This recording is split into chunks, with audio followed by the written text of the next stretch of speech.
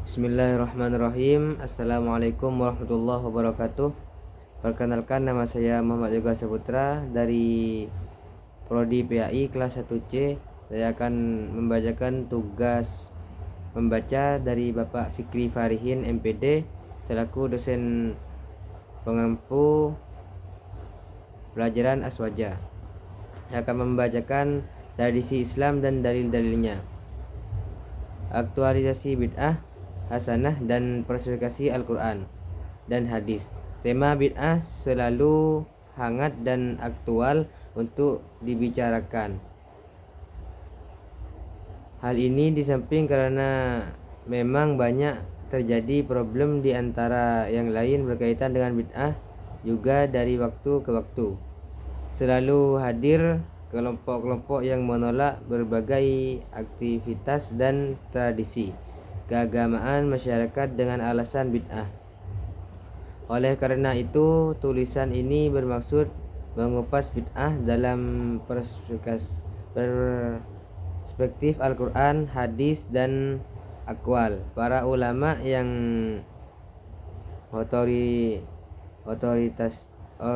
otoritatif, terutama para ulama yang menjadi rujukan utama kaum Salafi atau Wahabi. Definisi bid'ah. Al-Imam Izzuddin Abdul Aziz bin Abdissalam, ulama terkemuka dalam mazhab Syafi'i, mendefinisikan bid'ah dalam kitabnya Qawaidul Al-Ahkam fi Mashalil Al-An'am sebagai berikut. Al-bid'atu fi'lu ma lam yuhad fi asri Rasulillah sallallahu alaihi wasallam. Bid'ah adalah mengerjakan sesuatu yang tidak pernah dikenal pada masa Rasulullah. Definisi serupa juga dikemukakan oleh Al-Imam Muhyiddin Abu Zakaria Yahya bin Syaraf An-Nawawi, hafiz dan faqih dalam mazhab Syafi'i. Beliau berkata, "Ya ihdatsu ma lam yakun fi ahdi Rasulillah sallallahu alaihi wasallam." Yang artinya bid'ah adalah mengerjakan sesuatu yang baru yang belum ada pada masa Rasulullah. Pembagian bid'ah secara garis besar, para ulama membagi bid'ah menjadi dua, yaitu bid'ah hasanah. Bid'ah hasanah adalah bid'ah yang baik, dan bid'ah mazmumah adalah bid'ah yang tercela. Dalam hal ini Al-Imam Abu Abdillah Muhammad bin Idris Asy-Syafi'i, mujtahid besar dan pendiri mazhab Syafi'i yang diikuti oleh mayoritas Ahlussunnah wal Jamaah di dunia, berkata, "Al-muhdatsatu darbani, ma uhdisah yukhalifu kitaban aw sunnatan aw ijma'an fahuwa bid'atu dhalalati, wa ma uhdisa fi khairi la yukhalifu syai'an min dzakari fahuwa muhdatsatun ghairu madmumah." Yang artinya bid'ah muhdatsar ada dua macam. Yang pertama, sesuatu yang baru yang menyalahi Al-Quran atau sunnah atau ijma' dan tidak di sebuah dalalah atau tersesat. Yang kedua, sesuatu yang baru dalam kebaikan yang tidak menyalahi Al-Quran, sunnah dan ijma', dan itu disebut bid'ah yang tidak tercela. Kelompok anti bid'ah hasanah dan dalilnya. Sebuah pemaparan dalil-dalil bid'ah hasanah perlu disebut di sini hadis yang dijadikan sebagai kalangan untuk menolak adanya bid'ah hasanah. Hadis tersebut berbunyi, An Jabir bin Abdillah sallallahu alaihi wasallam qala Rasulullah sallallahu alaihi wasallam, "Inna khairal hadisi kitabullahi wa khairal huda Muhammadin wa syarrul umur muhdatsatuha wa kullu bid'atin dhalalah. Jabir bin Abdullah berkata, Rasulullah sallallahu alaihi wasallam bersabda, sebaik-baik ucapan adalah kitab Allah. Sebaik-baik petunjuk adalah petunjuk Muhammad. Sejelek-jelek perkara adalah perkara yang baru, dan setiap bid'ah itu kesesatan. Menurut kelompok ini, hadis di atas sangat tegas mengatakan bahwa semua bid'ah itu adalah kesesatan.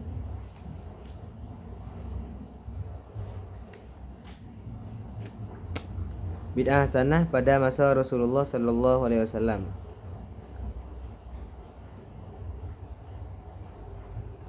An hadis Sayyidina Mu'ad bin Jabal radhiyallahu an Abdurrahman ibni Abi Layla qala kana nasu ala ahli Rasulillah sallallahu alaihi wasallam idza ja'a rajulu wa qad fatahu syai'un minas salati asyara ilaihi nasu fa sallama fatahu summa dakhala fi salati summa jaa yawman Mu'adzubnu Jabalin fa asyaru ilaihi fadakhala walam yatadir ma qalu falamma shallah nabiyyu sallallahu alaihi wasallam dzakaru lahu dzalika faqala lahum an-nabiyyu sallallahu alaihi wasallam wa fi riwayati sayyidina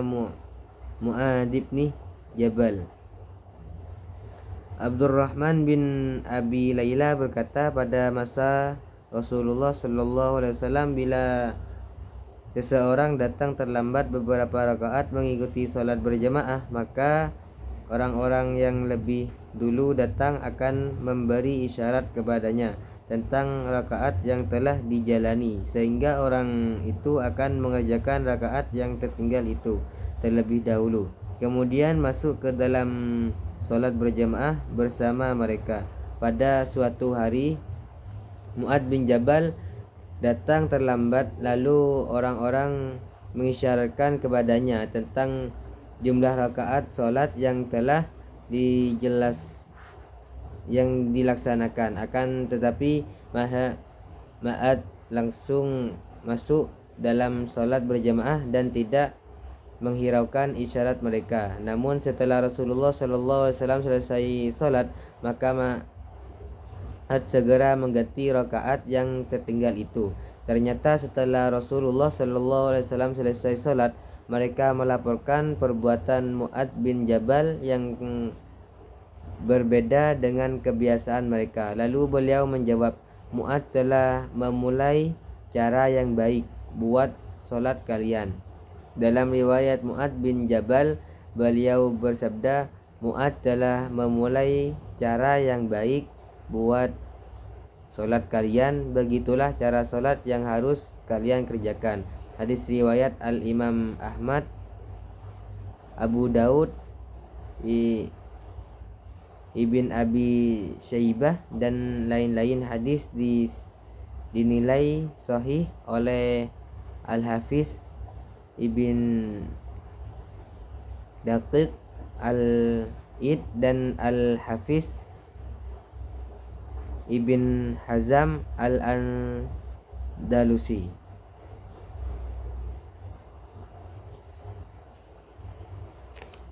Satu, pemberian titik dalam bid'ah hasanah setelah generasi sahabat. Setelah generasi sahabat punah, dari waktu ke waktu kaum muslimin juga masih melakukan kreasi-kreasi yang diperlukan dan dibutuhkan oleh umat sesuai dengan perkembangan zaman yang harus diikuti dengan kecekatan dalam bertindak. Beberapa kreasi kaum muslimin setelah generasi sahabat dan kemudian diakui sebagai bid'ah hasanah adalah seperti berikut ini. Yang pertama, pemberian titik dalam penulisan mushaf. Pada masa Rasulullah SAW, penulisan mushaf Al-Quran yang dilakukan oleh para sahabat tanpa pemberian titik terhadap huruf-hurufnya seperti ba, ta, dan lain-lainnya. Bahkan ketika Khalifah Utsman menyalin mushaf menjadi 6 salinan, yang 5 salinan dikirimnya ke berbagai kota negara Islam seperti Basrah, Makkah, dan lain-lain, dan 1 salinan untuk beliau pribadi dalam rangka penyatuan bacaan kaum muslimin yang dihukumi bid'ah hasanah wajibah oleh seluruh ulama, juga tanpa pemberian titik terhadap huruf-hurufnya.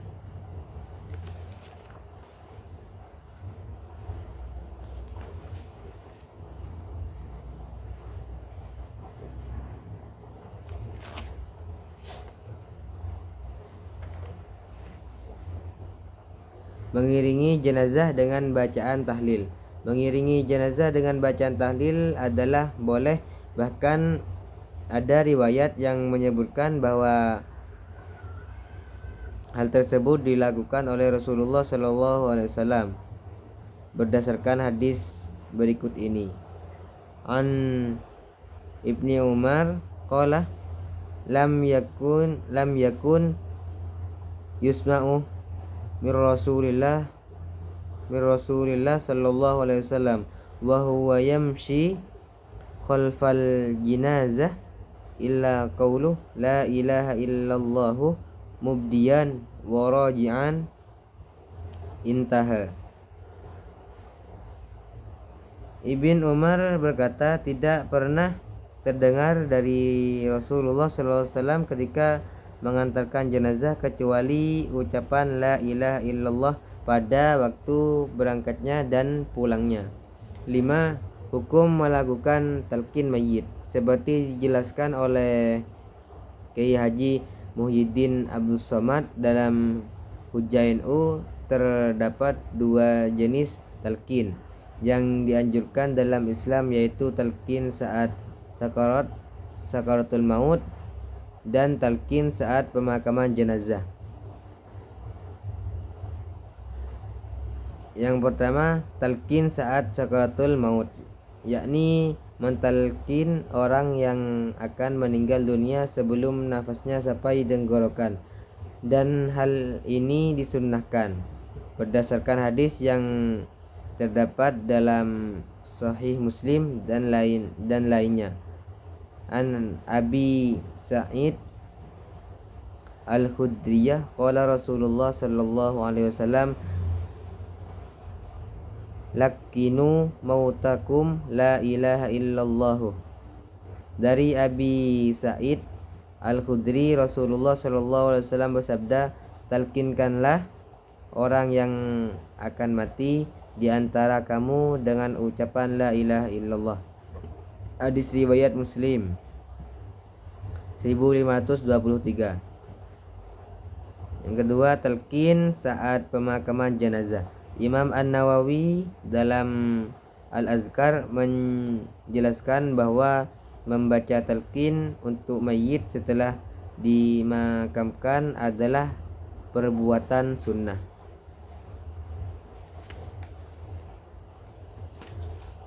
Yang keenam, hukum selamatan 7 hari kematian.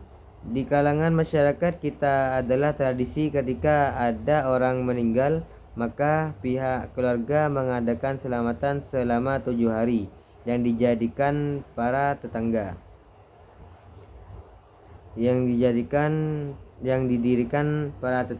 kerabat, dan handai taulan dengan ritual bacaan tahlilan yang pahalanya dihadiahkan kepada orang yang meninggal itu. Selamatan tersebut dilakukan pula pada ke-40, 100, dan 1000 harinya. Lalu diadakan setiap tahunnya yang diistilahkan dengan haul. Berkaitan dengan tradisi selamatan selama 7 hari, ada asar atau riwayat dari ulama salaf berikut ini. An Sufyanah qala Tawusu innal mauta yuftanuna fi kuburihim sab'an fakanu yastahibbuna ayyut ama anhum tilkal ayyam. Dari Sufyan berkata, Imam Tawuf berkata, sungguhnya orang yang meninggal akan diuji di dalam kubur selama 7 hari. Oleh karena itu mereka kaum salaf menganjurkan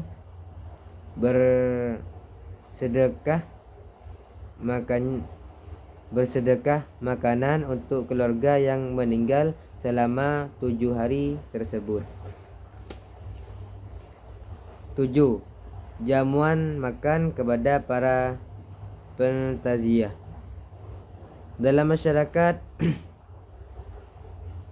kita ada tradisi ketika ada orang meninggal, maka pihak keluarga menyiapkan hidangan makanan yang disuguhkan kepada para pentaziah. Tradisi ini sesuai dengan asar dari ulama salaf di atas. Tahlil fida atau tebusan. Ada tradisi di sebagian masyarakat ketika ada keluarga meninggal dunia, maka dibacakan tahlil la ilaha illallah sebanyak 70.000 kali dan pahalanya dihadiahkan kepada mayit agar terbebas dari siksa neraka. Hal tersebut disilakan dengan tahlil fida atau tebusan. Hal demikian itu boleh dilakukan sebagaimana ditegaskan oleh Syekh Ibn Taiman, panutan utama kaum Wahabi, dalam Majmu' al-Fatawanya berikut ini. Wasu'ilah amman halalah sab'ina alfa marratin wa ahdau lil mayyiti yakunu bara'atan lil mayyiti min narin. Hadisun sahihun amla wa idha halalal insanu wa ahdau ilal mayyiti yasilu ilaihi sawabuhu amla. Fajabah idha halalal insanu hakada sab'una alfan au aqalla au aktsara wa uhdisat ilaihi nafa'ahu Allahu bidzalika wa laysa hada hadisan sahihan wala dha'ifan wallahu a'lam. Syekh Ibn Taiman ditanyakan tentang orang yang membaca tahlil 70.000 kali dan dihadiahkan kepada mayit agar menjadi tebusan bagaimana dari baginya dari neraka. Apabila hal itu hadis sahih atau tidak, dan apabila seseorang membaca tahlil lalu dihadiahkan kepada mayit, apakah pahalanya sampai atau tidak? Beliau menjawab, apabila seorang membaca tahlil sekian 70.000 kali atau kurang dan atau lebih lalu dihadiahkan kepada mayit, maka hadiah tersebut bermanfaat baginya, dan ini bukan hadis sahih dan bukan hadis dhaif. Wallahu a'lam. 9. Membaca Al-Quran di kuburan. Seringkali kita jumpai kaum muslimin berziarah ke makam para wali maupun makam orang tua, lalu membaca Al-Quran di sisi makam yang dimaksud. Hal tersebut boleh dan baik untuk dilakukan. Bahkan membaca Al-Quran di kuburan termasuk tradisi kaum salaf sejak generasi sahabat.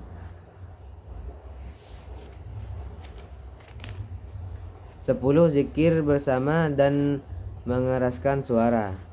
Ada sebuah tradisi di tengah-tengah masyarakat kita apabila berzikir baik selesai sholat maupun dalam acara ritual tahlilan atau lain-lain dilakukan secara bersama-sama dan mengeraskan suara. Hal tersebut tidak mengurangi pahala zikir, bahkan dianjurkan untuk dilakukan dan terus ditradisikan. 11. Tradisi tahlilan. Berkumpul untuk melakukan tahlilan merupakan tradisi yang telah diamalkan secara turun-temurun oleh mayoritas ulama Islam Indonesia, meskipun format acaranya tidak dianjurkan secara langsung oleh Rasulullah SAW. Namun kegiatan tersebut dibolehkan karena tidak satupun unsur-unsur yang terdapat di dalamnya bertentangan dengan ajaran Islam, misalnya pembacaan surah Yasin, tahlil, tahmid, tasbih, dan semacamnya. Oleh karena itu, pelaksanaan tahlil secara esensial merupakan perwujudan dari tuntunan Rasulullah Sallallahu Alaihi Wasallam.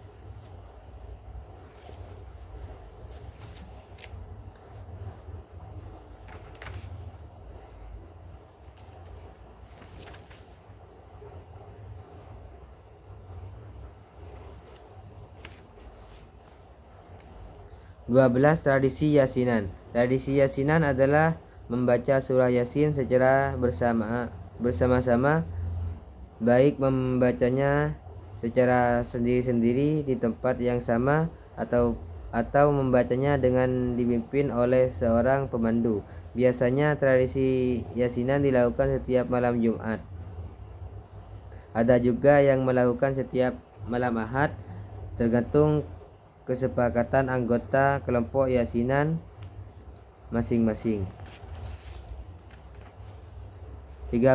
Tradisi Maulid Nabi Muhammad SAW. Setiap bulan Rabiul Awal tiba, mayoritas kaum muslimin di berbagai belahan dunia mengadakan upacara perayaan Maulid Nabi SAW. Dalam acara tersebut biasanya dibacakan syirah dan biografi kehidupan Nabi, mulai kelahiran hingga wafatnya Nabi. Tidak jarang acara maulid diadakan dengan mendatangkan pembicara dari luar. Setelah acara maulid dilakukan dengan penuh khidmah, maka dilanjutkan dengan suguhan makanan yang dihidangkan kepada para peserta. Tradisi maulid ini sangat baik untuk dilestarikan karena dapat menjadi saran dakwah dalam menyampaikan sirah dan biografi Nabi kepada umatnya. 14. Tradisi Managiban dan Haul. Managiban dan Haul adalah upacara pembacaan biografis dan keutamaan para wali Allah Subhanahu wa taala yang menjadi panutan umat. Dalam acara tersebut juga diselingi dengan pembacaan Al-Fatihah, ayat Al-Quran, dan aneka zikir lainnya. Lalu pahala dihadiahkan kepada wali yang bersangkutan.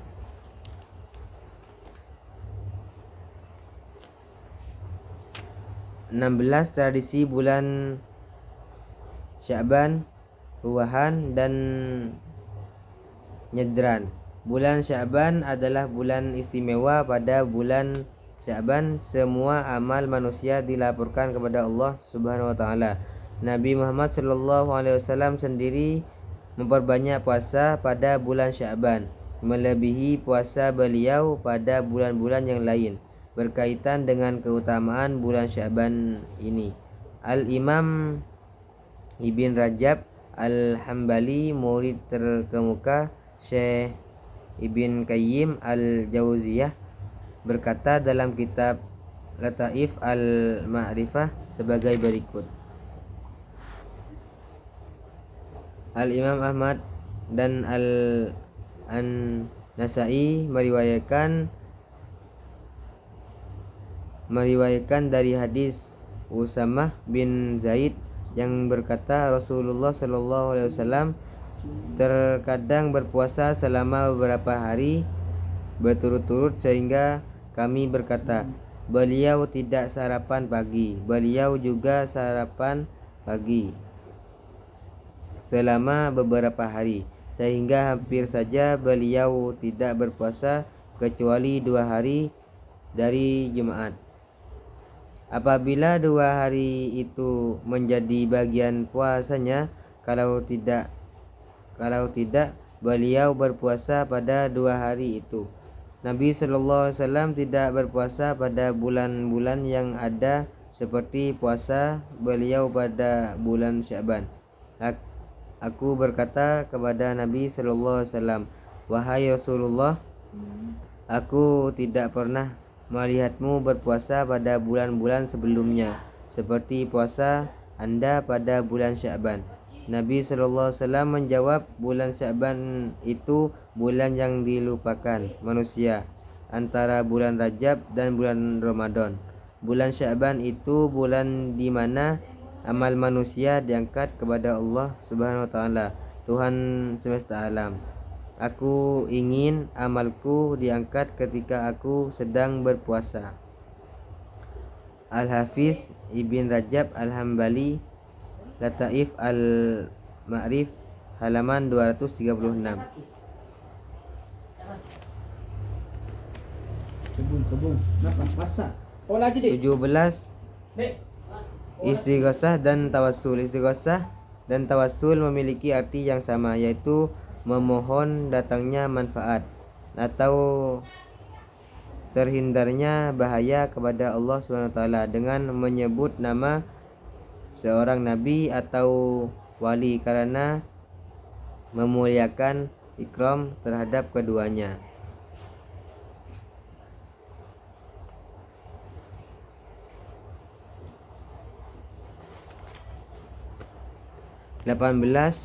Khasiat ayat Al-Quran, hizib dan doa. Mengamalkan doa-doa hizib dan memakai azimat pada dasarnya tidak lepas dari ikhtiar seorang hamba yang dilakukan dalam bentuk doa kepada Allah SWT melalui amalan itu.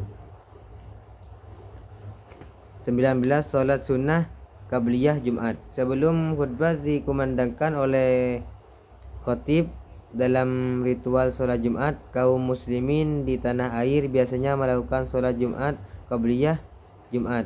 Sebagaimana besar masyarakat melakukannya 2 rakaat, tetapi banyak pula yang melakukan 4 rakaat seperti di daerah Kalimantan Selatan.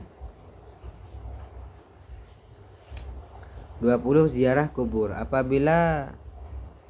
Apabila kita berkunjung ke makam para wali, misalnya Wali Songo, kita temukan kaum muslimin berbondong-bondong datang melakukan wisata religi dengan tujuan mencari berkah.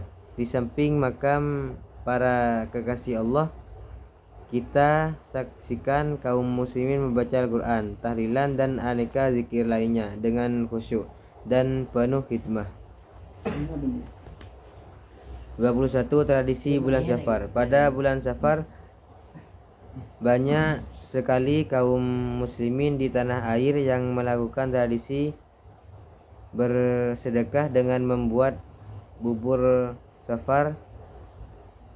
Bubur tersebut dibuat secara khas dan dibagi-bagikan kepada keluarga dan tetangga sekitar dengan tujuan menolak malapetaka. Cukup sekian penjelasan dari saya. Assalamualaikum warahmatullahi wabarakatuh.